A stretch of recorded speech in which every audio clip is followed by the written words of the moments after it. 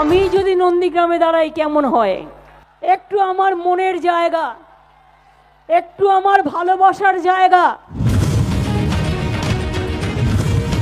21শে বিধানসভা ভোটের আগে তৃণমূল ছেড়ে বিজেপিতে যোগ দিয়েছিলেন নন্দীগ্রাম আন্দোলনের অন্যতম মুখ শুভেন্দু অধিকারী। আর তারপরই আচমকা অধিকারীদের দুর্গ নন্দীগ্রাম থেকে লড়াই করার চ্যালেঞ্জ ছুড়েছিলেন মমতা বন্দ্যোপাধ্যায়। সেই ডুয়েলে অবশ্য হার হয় তৃণমূল নেত্রীর। 26-এ 5 বছর পর আরও এক বিধানসভা নির্বাচন, আর এই বিধানসভা নির্বাচনে আরও এক ডুয়েল দেখবে রাজ্যবাসী। এবার কি সেই এপিসেন্টার হতে চলেছে ভবানীপুর? এই প্রশ্নগুলো মাথা চাড়া দিচ্ছে, কারণ শুভেন্দু অধিকারী দাবি করছেন নন্দীগ্রামের চেয়ে ভবানীপুর তার কাছে সহজ। বলেন কি? আমার তো মনে হচ্ছে যে নন্দীগ্রামের থেকেও ভবানীপুরটা আমার কাছে খুব ইজি। কেন?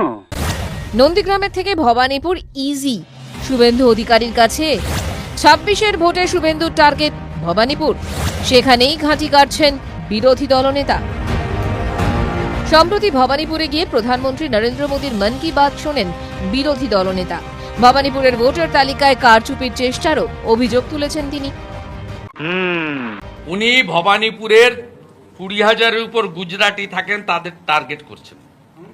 ওখানে শিখ থাকেন, তাদের টার্গেট করছেন। Kolkata port, Bhabanipur booth number 1, 13, 14 থেকে 18, 19 থেকে 27, 29, 33, 77, 80, 81, 88, 89 ভয় থেকে, ডিউ টু ফিয়ার সাইকেল।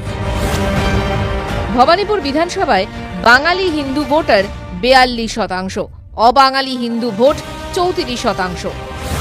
21-এর বিধানসভার উপনির্বাচনে বিজেপি প্রার্থী প্রিয়াঙ্কা টিবরেওয়ালকে প্রায় 59,000 ভোটে হারিয়ে দেন মমতা বন্দ্যোপাধ্যায়। কিন্তু গত লোকসভা নির্বাচনের নিরিখে ভবানীপুর বিধানসভার অন্তর্গত 8টি ওয়ার্ডের মধ্যে 5টিতে বিজেপি এগিয়ে ছিল, 3টিতে তৃণমূল। এর মধ্যে মুখ্যমন্ত্রীর নিজের 73 নম্বর ওয়ার্ডে মাত্র 279 ভোটে এগিয়ে ছিল তৃণমূল।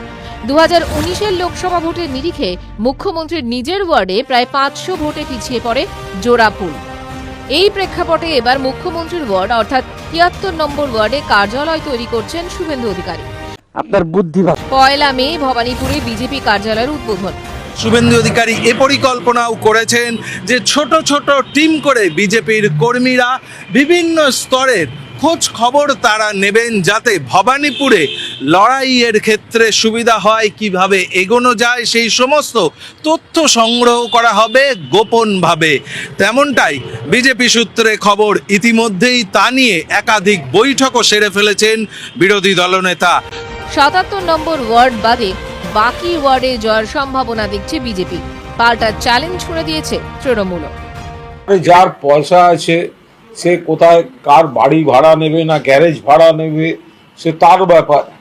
এবার সেখানে লোক কোথায় পাবে, কোন জেলা থেকে ভাড়া করে লোক আনবে, সেগুলো তাদের ব্যাপার। এইটুকু বলছি, এসব সস্তা নাটক করে কিছু হবে না।